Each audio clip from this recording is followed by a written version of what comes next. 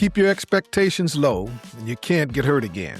It's not a quote from someone else. That's the agreement you made with yourself after the last thing fell apart. You didn't announce it, you didn't write it down, but it's been running your decisions ever since. Don't hope too hard. Don't want too much. Don't let yourself believe again. Because you hoped before, you believed before, you trusted before, and look what it cost you. I know that deal. I made it too. After we sold the building, after the plan I'd spent years building was gone, I stopped hoping for something new, not out loud. Just quietly started managing instead of building, protecting instead of risking, surviving instead of trusting. And I called it maturity. It wasn't. It was a cage I built myself and called it safe. Because a life without hope isn't a safe life, it's a small one. Today I'm talking about two of the hardest things a person who's been through real loss can do.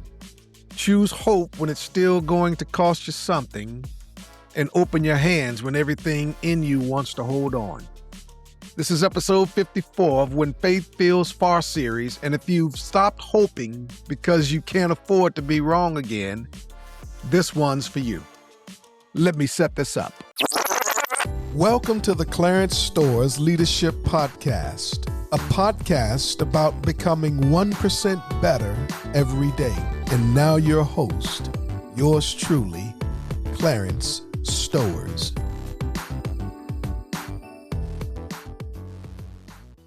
Welcome back, and this is episode 54 of When Faith Feels Far podcast series. Last week, we went to war, fear, anxiety, loneliness, and the ache of isolation. Today, we shift. We're moving from battle to turning point, chapters 7 and 8, Hope in the Dark, and letting go from my book, When Faith Feels Far. If you're afraid to hope again because it cost you the last time, or if you know you need to let go of something but your hands won't open, this one's for you. Let me tell you what we're walking through. Today is a pivot point in the series. For the first 3 episodes, we sat in pain, collapse, silence, fear, isolation. Today we start to turn. Not because the pain goes away, but because at some point you have to decide, are you going to stay in the wreckage or build something from it? That decision requires 2 things, hope and surrender. Hope to believe God is still working. Surrender to release what he's not bringing with you. Both are hard. Both are necessary. Let me show you why. Let me start with hope because it's the one that scares people the most. Here's the dirty secret about hope. Hope is risky.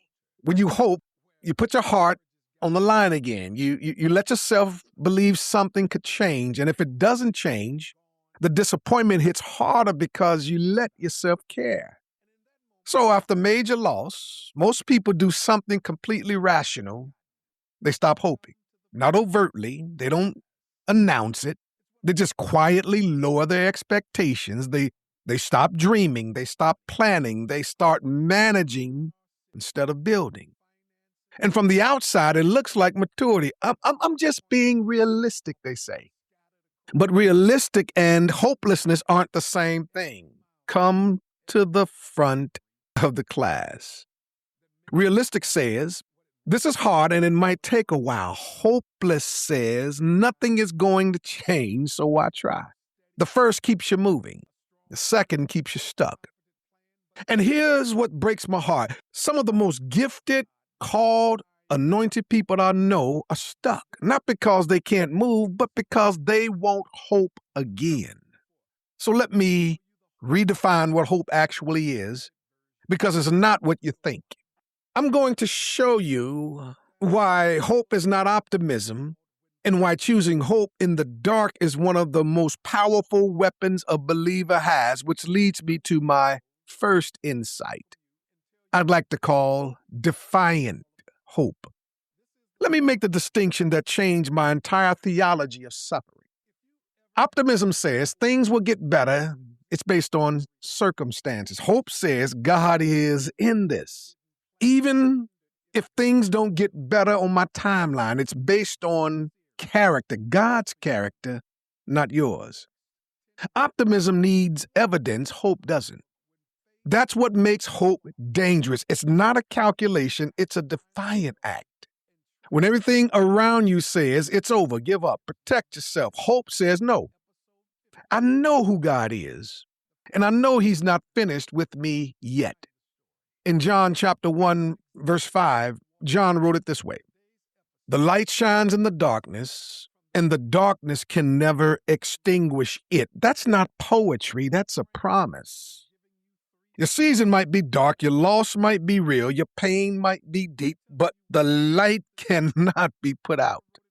Not by diagnosis, not by divorce, not by bankruptcy, not by selling a building during the pandemic. The darkness doesn't get the last word ever. Defiant hope is choosing to believe that even when your feelings disagree. It's planting a seed in soil that looks dead because you know who sends the rain. That's not naive, that's faith. But here's the hard part. Hope requires open hands, and most of us are still gripping what we lost. Which leads me to my second insight. Letting go is not giving up. I'm going to show you why your grip on the past is blocking what God wants to give you next. Chapter 8 is called Learning to Let Go.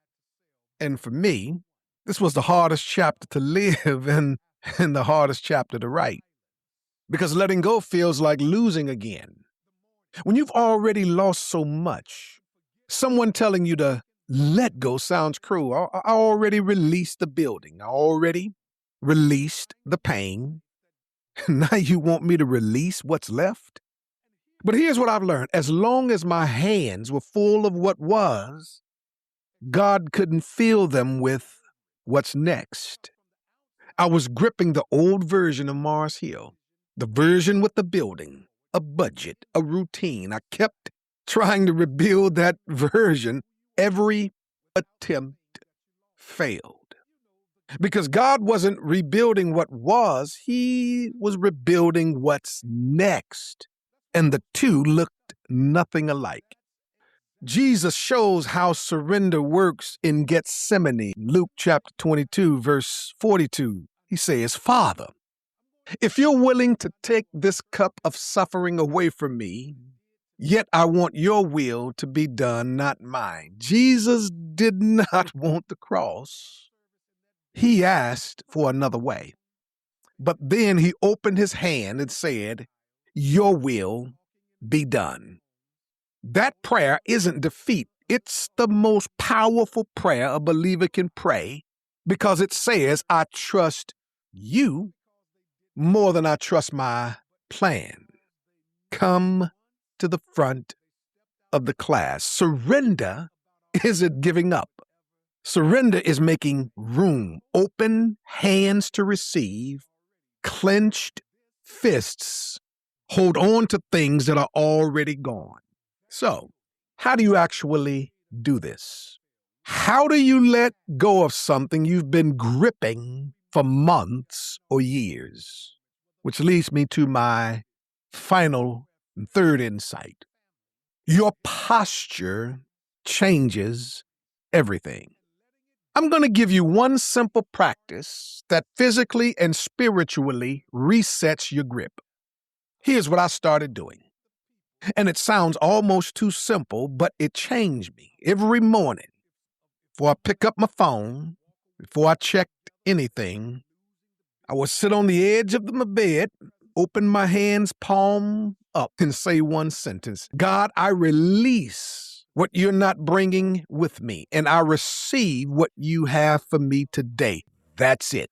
Open hands, one sentence every day. And over time, the grip loosened. Stopped trying to rebuild the old Mars Hill, and I started asking, what does Mars Hill look like now? Stop mourning the building, start seeing the people. Stop waiting for God to restore what was, started watching Him create what's next. And that's why Isaiah chapter 43, verse 19 gives encouragement in that moment. for I'm about to do something new. See, I have already begun. Do you not see it? God is not in the restoration business. He's in the resurrection business. He doesn't give you back what you lost. He gives you something that could only exist because of the loss. But you have to have open hands first. Here's what I want you to think about.